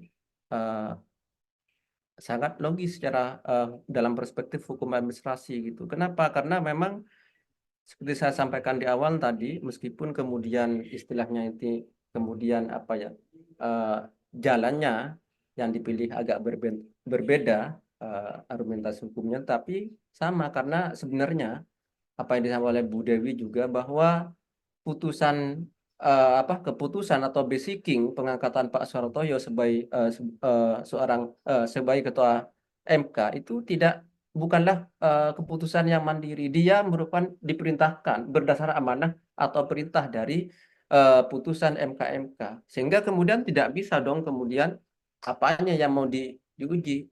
Betul apa yang disampaikan oleh Pak Himawan. Kemudian perundang-undangan mana yang kemudian dilanggar. Prosedur mana yang kemudian dilanggar, nggak ada gitu. Termasuk kemudian eh, manakala dihadapkan dengan itu, udah dikunci juga oleh peraturan MK nomor 1 tahun 2023 tentang MK-MK, di mana ditentukan apabila orang yang diberhentikan itu karena melakukan pelanggaran berat itu membela dirinya melalui Majelis Kehormatan MK banding gitu. Sehingga kemudian di sana sudah terkunci gitu. Artinya memiliki kewenangan absolut itu di sana gitu. Selain misalnya kemudian dari perspektif hal-hal lain, kemudian juga berkenaan dengan keputusan 17 tahun 2023 yang menjadi objek gugatan dari Pak Anwar Usman itu, apakah itu sebagai sebuah KTUN yang bisa digugat ke PT-UN gitu. Termasuk kemudian Pak Him yang menyampaikan bahwa ini satu-satunya di dunia mungkin sanksi etik kemudian masih dilawan gitu, masih ngeyel gitu satu-satunya. Ini sebuah statement yang sangat luar biasa, sangat berharga bagi kita semua. Karena kenapa? Karena sebenarnya manakala bicara tentang etik itu sebenarnya tidak kemudian di sana murni etik juga gitu. Termasuk putusan MK 90, kemudian putusan apa kemarin DKPP itu etik. Yang dimunculkan etik, tapi basisnya itu sebenarnya sanksi pelanggaran kode etik dan sanksi etik yang dijatuhkan itu berbasis hukum, persoalan hukum. Nah, yang kemudian dimunculkan, sayangnya yang kemudian dimunculkan hanya kemudian yang tampak ke permukaan dimunculkan, entah ini sengaja atau tidak, ini adalah murni hanya persoalan etiknya. Padahal persoalan etik itu sebenarnya basisnya adalah persoalan-persoalan hukum yang dilanggar gitu. Sehingga kemudian layak apa yang seperti yang disampaikan oleh Pak Dr. Himawan tadi, sebenarnya kalau udah etik itu ya bagaimana kemudian masih ngeyel gitu. Saya pikir harusnya mundur gitu kalau kemudian masih punya rasa gitu. Gitu saudara. Kalau katanya anak Surabaya, ngeyel itu adalah bagian dari budaya. Si penting wani gitu ya. Baik, sebelum kita ke Bu Dr. Dewi, saya punya pemikiran begini. Ini saya mencoba untuk POV ya, kalau bahasanya anak Gen Z itu POV, point of view ya. Kalau saya misalnya jadi Pak Anwar Usman gitu ya, saya berpikiran begini, ini SK ini apa namanya memberhentikan saya sebagai hakim Mahkamah Konstitusi kan begitu. Dalam arti sebenarnya kan begini, SK ini yang digugat kan SK pengangkatan Pak Suhartoyo gitu ya. Nah, sedangkan by the way, lah ini kalau bahasanya Gen Z karena ada banyak mahasiswa di sini ya. By the way, tak pikir-pikir itu aku belum dapat SK pemberhentian gitu. Loh, kok sudah ada SK pengangkatan Pak Soeharto sebagai hakim MK? Loh, ini berarti jangan-jangan SK-nya keliru nih gitu. Oh, saya belum diberhentikan sebagai hakim Mahkamah Konstitusi, tapi Pak Soehartoyo sudah diangkat sebagai hakim Mahkamah Konstitusi. Nah, SK itu keliru karena mungkin kan saya pura-pura jadi Pak Anwar Usman ini ya. Saya melihat ada asas contrarius actus gitu ya. Kalau bahasa gensinya kau yang mulai, kau yang mengakhiri kan, sederhananya mungkin begitu kan. Nah ini saya sudah dimulai tapi saya belum diakhiri, tapi tiba-tiba sudah diganti Pak Soehartoyo. Oh ini keliru nih SK-nya. Jangan-jangan POV-nya Pak Anwar Usman itu begitu. Nah pertanyaan saya, nah ini buat Pak Adam sama Bu Dewi, jika ternyata konstruksi berpikirnya Pak Anwar Usman demikian, apakah hal tersebut tetap bisa menjadi sebuah unsur-unsur sebagai KTUN? Gitu. Oke, ada yang komentar nih kayaknya. Silakan. Oh, Pak Jayus. Dr. Jayus. Oh, Pak Dr. Jayus. Ya.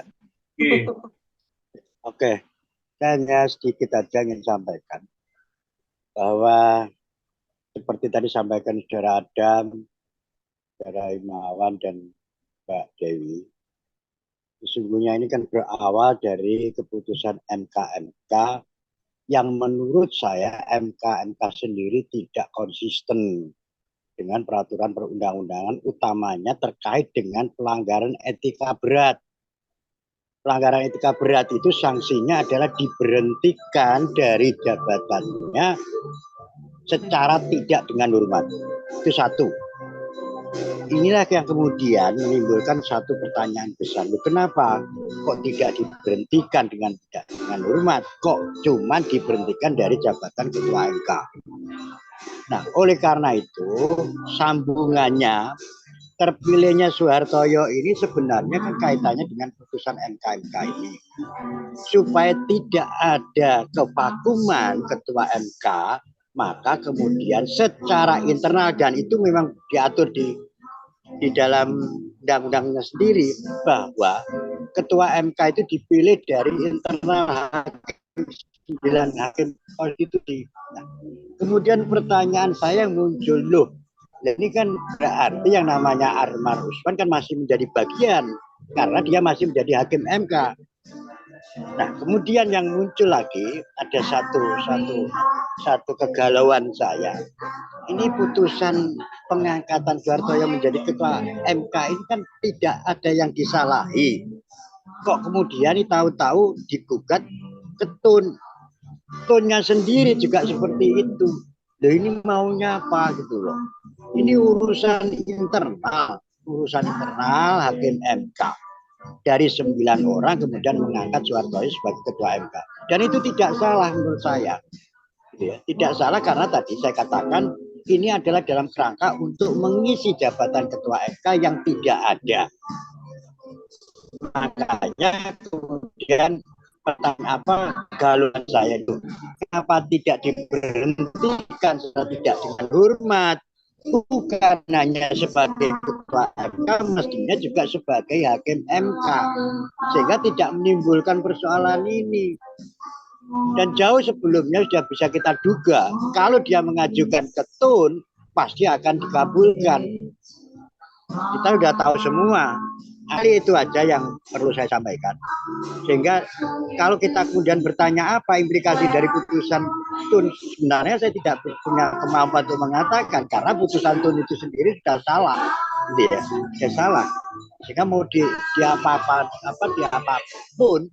ya tetap aja putusan itu tidak punya Tun tidak berwenang untuk mengambil memeriksa dan memutus perkara yang diajukan oleh Anwar Usman terkait dengan pengangkatan Soehartoyo. Terima kasih, Mas Bega. Baik, terima kasih Pak Dr. Jayus dari Fakultas Hukum Universitas Jember. Banyak hal kayaknya memang yang perlu kita bahas. Tapi sebelum dijawab, mungkin nanti sekaligus closing statement ya. Ini ada satu penanya lagi kayaknya supaya Afdol gitu ya, yang angkat tangan dari tadi. Bisa punya kesempatan, silakan kepada Bapak MSI Saleh, mungkin bisa memberikan suaranya. Baik, terima kasih Pak Dr. Tahega. Saya menarik mendengarkan dari teman-teman tadi, diskusinya sangat menarik. Saya memberikan sedikit perspektif, cuman sebentar saja, biar jelas pandangan saya memberikan standing point bahwa kalau saya menjadi hakim Ketun, saya akan tolak gugatan ini. Nah, itu dulu. Nah, tetapi Anwar Usman punya hak untuk mengajukan gugatan. Karena sebagai warga negara, kita patut hormati karena beliau punya hak untuk mengajukan gugatan membela diri.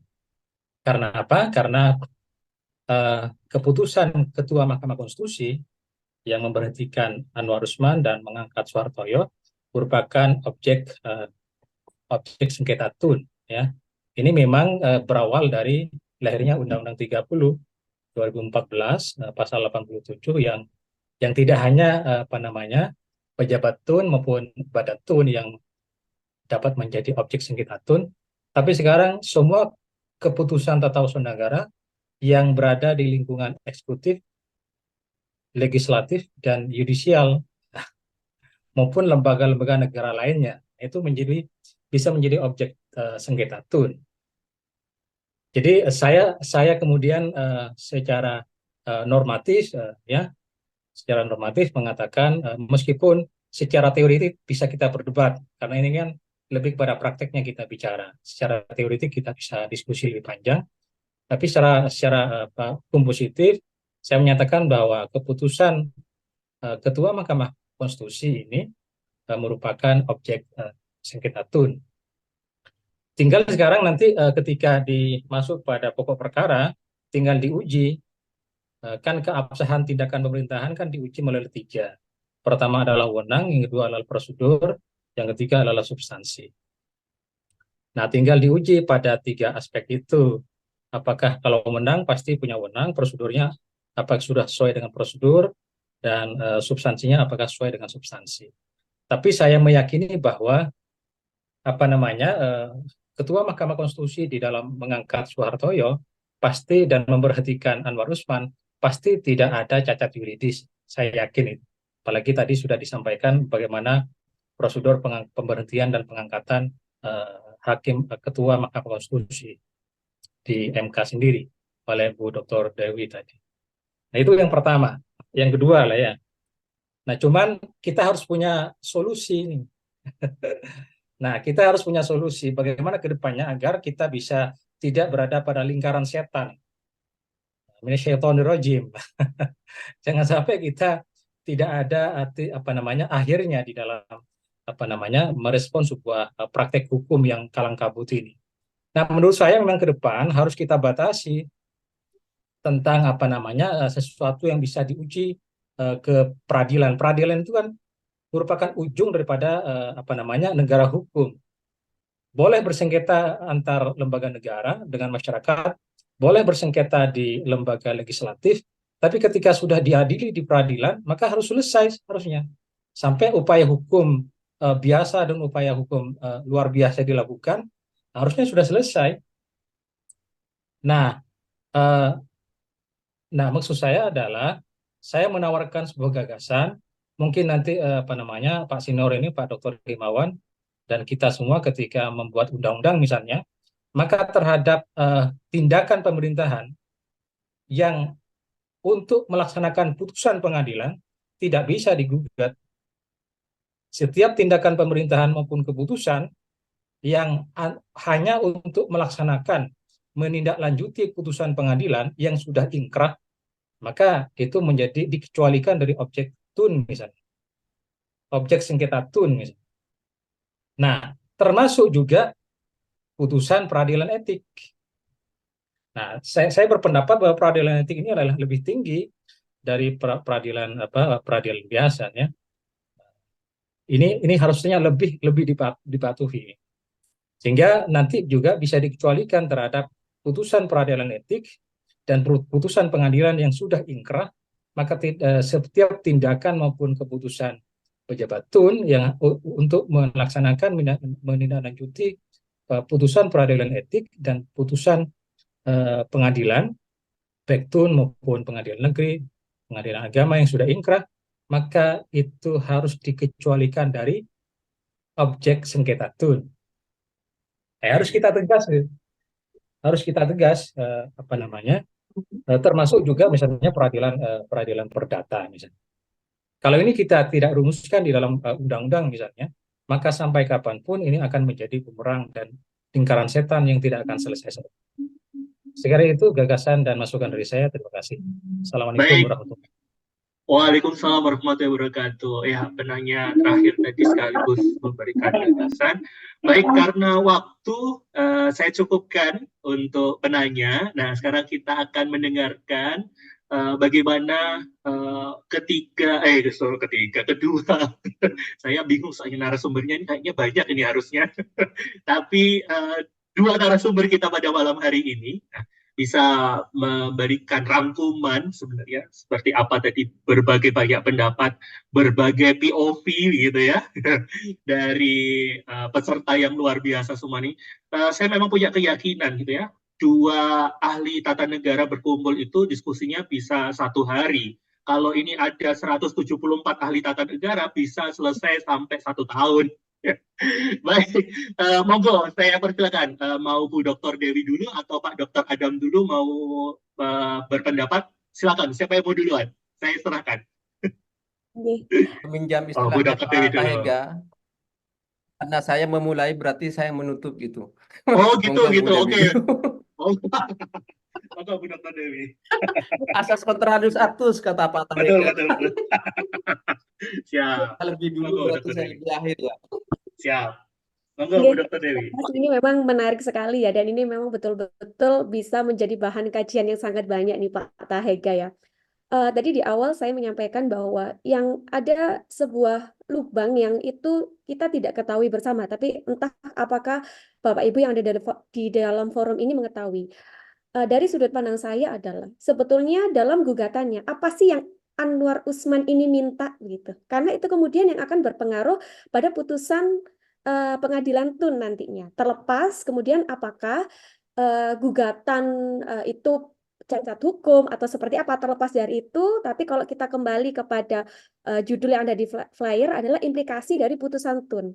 Maka pertanyaannya adalah yang diminta Anwar Usman ini apa begitu. Nah, itu yang saya memang belum menemukan Pak Tahega terkait hal itu. Kemudian saya sepakat dengan Pak Saleh dan itu beberapa penelitian saya dan tulisan saya mengkritisi pasal 87 Undang-Undang 30 2014.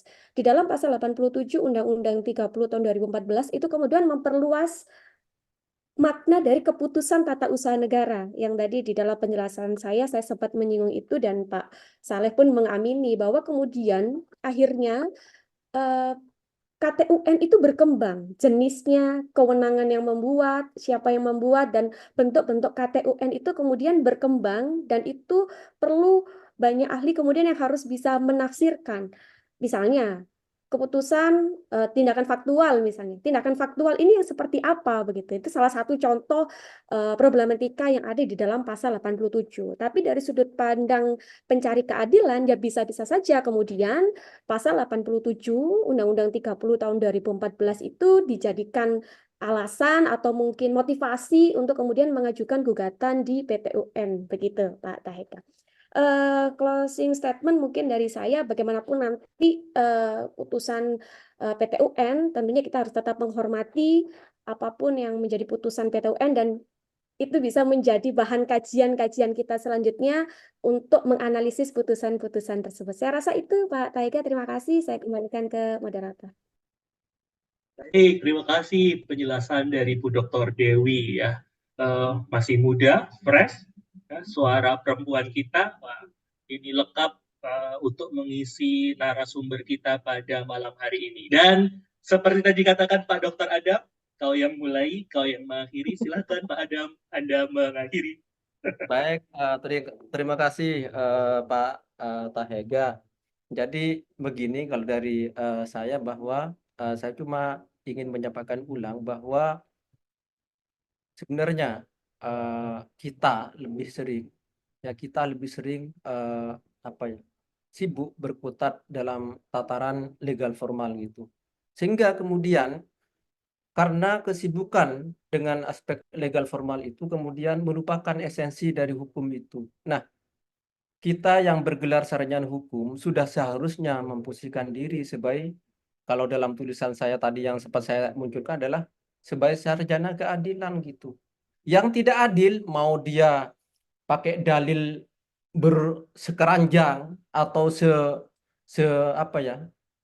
sesamudra, kalau dia bertentangan dengan esensi keadilan berarti itu sudah tidak layak untuk diperjuangkan oleh para setiap orang yang bergelar sarjana hukum. Nah, artinya di sini termasuk saya kemudian meskipun tidak ada korelasinya, saya tampilkan juga di slide saya ada putusan Baik Nuril. Saya menulis terhadap Baik Nuril dulu. Saya ikut bersuara juga gitu. Kan tidak mungkin kemudian orang yang diduga menjadi korban pelecehan seksual kemudian speak up, kemudian dia malah dilaporkan berdasarkan undang-undang ITE misalnya. Kalau ditanya dalilnya ada, undang-undangnya ada, yaitu undang-undang ITE, ada ketentuan undang-undang ITE. Ada juga misalnya kemudian misalnya pasal pembunuhan, ada pasal pembunuhan. Misalnya rampok di korban begal di Lombok melawan, begal meninggal di Jakarta juga gitu, kemudian jadi tersangka. Secara formal, legal formal, ditanya dalilnya ada, yaitu pasal pembunuhan. Secara legal formal ada, tapi apakah itu hukum? Tentu saja jawabannya tidak, karena itu tidak adil gitu. Karena hukum itu tidak pernah berisikan ketidakadilan gitu. Sehingga dalam hal ini saya ingin menegaskan lagi bahwa dalam hal ini termasuk kemudian saya mengamini juga apa yang disampaikan oleh Pak Him, ini mungkin satu-satunya di dunia ada yang kena sanksi etik masih ngeyel gitu. Ini terjadi di Indonesia gitu.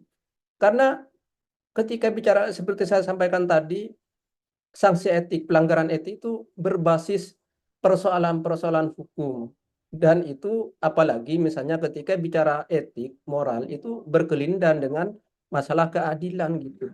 Kalau sudah diputus seperti itu, lalu ngapain kemudian ngotot gitu. Saya pikir kalau kita yang memposisikan diri sebagai sarjana hukum, memposisikan diri sebagai sarjana keadilan, tentu saja tahu diri gitu. Tahu diri bahwa itu tidak benar secara hukum.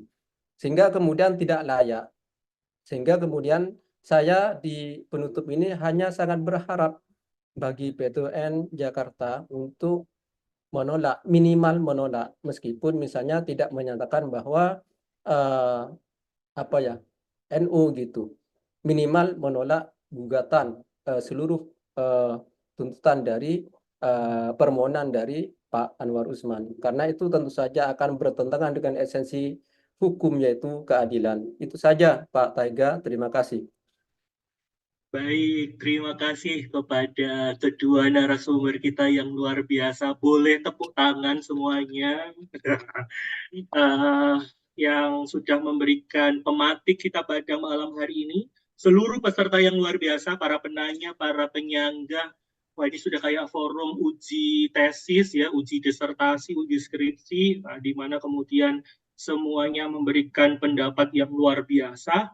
Tapi sekali lagi semua pendapat itu akan sangat berarti kalau kemudian kita bisa tuliskan. Nah, jadi mari kita habis ini berlomba-lomba menuliskan pendapat kita semua yang ada di sini.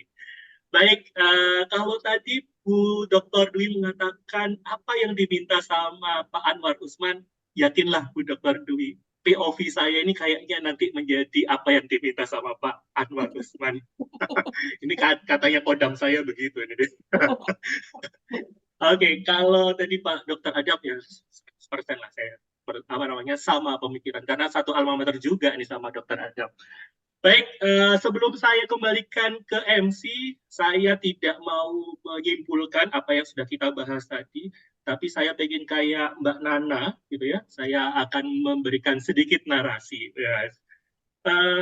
Baik, dari apa yang kita diskusikan pada hari ini, kita mempertanyakan tentang Hakim Anwar Usman. Pertama, beliau dianggap sudah melanggar etik, dan kedua, ternyata beliau tetap ngeyel. Nah, apakah kemudian kengeyelan beliau ini akan berbuah hasil? Mari kita saksikan 1-2 minggu ke depan di dalam putusan Pengadilan Tata Usaha Negara. Terakhir dari saya, saya mau memberikan ungkapan begini. Cita hukum kita adalah Pancasila, yang paripurnanya karena ditutup dengan keadilan sosial bagi seluruh rakyat Indonesia. Dan sudah seharusnya hukum kita adalah hukum yang berkeadilan. Tanpa keadilan, maka dia bukanlah hukum. Baik, saya selaku moderator pada malam hari ini mengucapkan terima kasih setulusnya kepada semua yang sudah hadir, wabil khusus dua narasumber kita yang luar biasa, kepada Bapak Himawan yang selalu menemani kita sebagai Ketua Asosiasi APHTN Provinsi Jawa Timur, dan teman-teman sejawat semuanya, adik-adik mahasiswa semuanya yang luar biasa sampai jam 9 masih setia di sini. Saya ucapkan terima kasih. Untuk link materi, link presensi, sertifikat, semua akan ada di grup WhatsApp. Jadi yang belum join, segera join. Apalagi nanti ikuti webinar-webinar kita selanjutnya. Baik, sekian dari saya. Saya mohon maaf kalau ada salah kata. saya cukupkan. Assalamualaikum warahmatullahi wabarakatuh. Selamat malam semuanya. Saya kembalikan ke MC kita pada malam hari ini. Monggo Bu Wahyu. Baik, terima kasih Bapak Moderator yang luar biasa, Bapak Tahega. Hadirin yang saya hormati, demikianlah acara webinar kita malam hari ini. Semoga seluruh materi membawa manfaat bagi kita semua. Sekali lagi terima kasih kepada Bapak Adam, Ibu Dewi, dan Bapak Himawan telah meluangkan waktu untuk kita semua. Bapak Ibu hadirin, kami informasikan bahwa untuk mendapatkan sertifikat dimohon Bapak Ibu mengisi daftar hadir yang telah dibagikan oleh panitia. Akhirul kalam, wabillahi taufiq wal hidayah. Wassalamualaikum warahmatullahi wabarakatuh.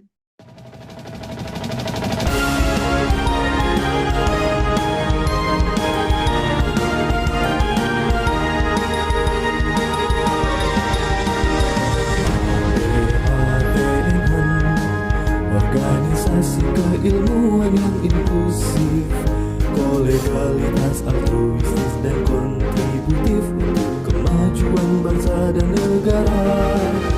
Bersama kita jaga, bina dan kembangkan keilmuan hukum tata negara dan hukum administrasi negara di seluruh perguruan tinggi Indonesia.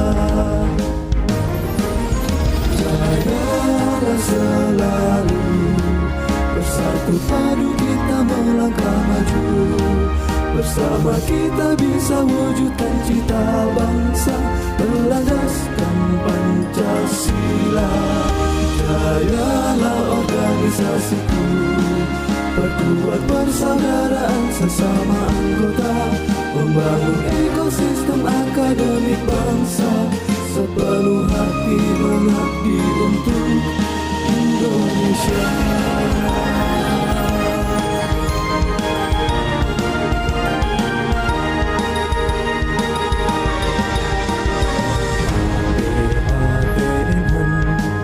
Organisasi keilmuan yang inklusif, kolegalitas altruistis dan kontributif untuk kemajuan bangsa dan negara. Bersama kita jaga, bina dan kembangkan keilmuan hukum tata negara dan hukum administrasi negara di seluruh perguruan tinggi Indonesia. Jayalah selalu bersatu padu kita melangkah maju. Bersama kita bisa wujudkan cita bangsa berlandaskan Pancasila.